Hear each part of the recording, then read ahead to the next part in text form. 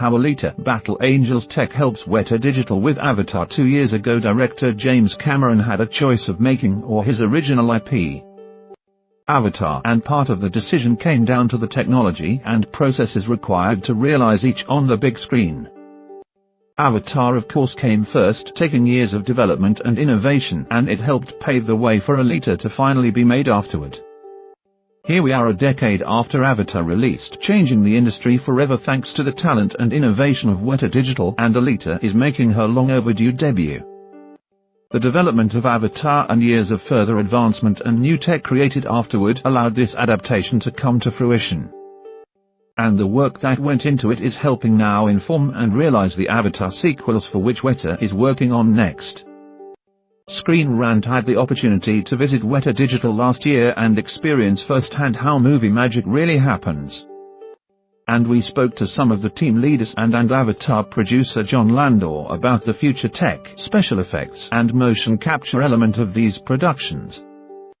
John Landor, producer: so I was talking to Joe Letteri of Weta Digital probably a year ago, and we both concluded that the work we're going to do today and now on Alita is going to even have a greater impact on the Avatar sequels than the first movie really had on Avatar.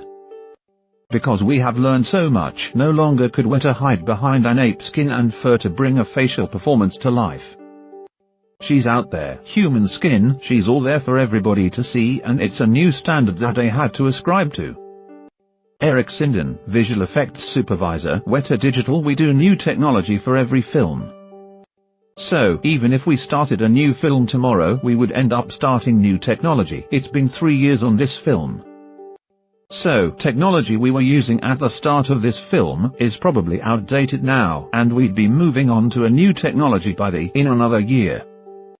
So, because we get to work with people like Jim Cameron and Robert Rodriguez, who always want to push technology, we're always pushing ourselves to get new technology that's going to help us to be more creative or more flexible in the way we do things. Rosa Salazar, Alita. This is the cutting edge of technology, and we're creating a brand new human. I'm not a huge fan of the live action hair and makeup and wardrobe. That's different.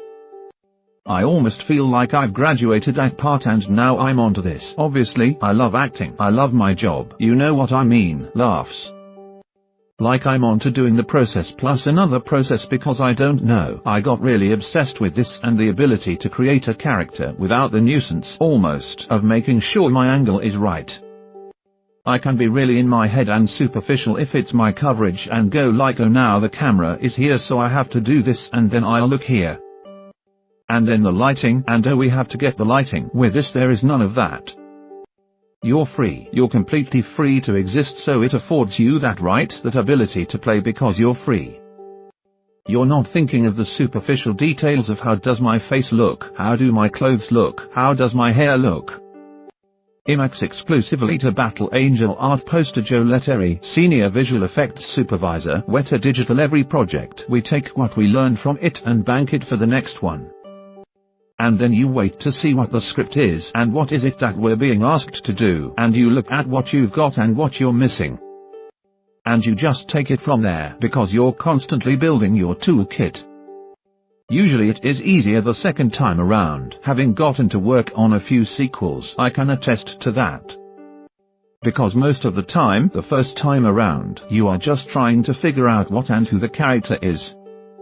Once you've established that, it makes it a lot easier to get into the flow of the character. So, yeah, hopefully there'll be a sequel.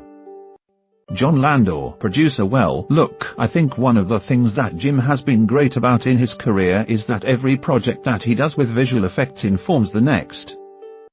He wrote the scene of the pseudopod into the abyss to see if he could finally make Terminator 2 with the T-1000 coming out of the floor. When we did Avatar, when we did Titanic, we put digital people on the ship as a step 2. Could we do Avatar? When we did Avatar, we realized yes, we could finally do Alita. So, they're all building upon one another. Official Alita Battle Angel plot synopsis from visionary filmmakers James Cameron, Avatar, and Robert Rodriguez. Sin City comes Alita Battle Angel, an epic adventure of hope and empowerment.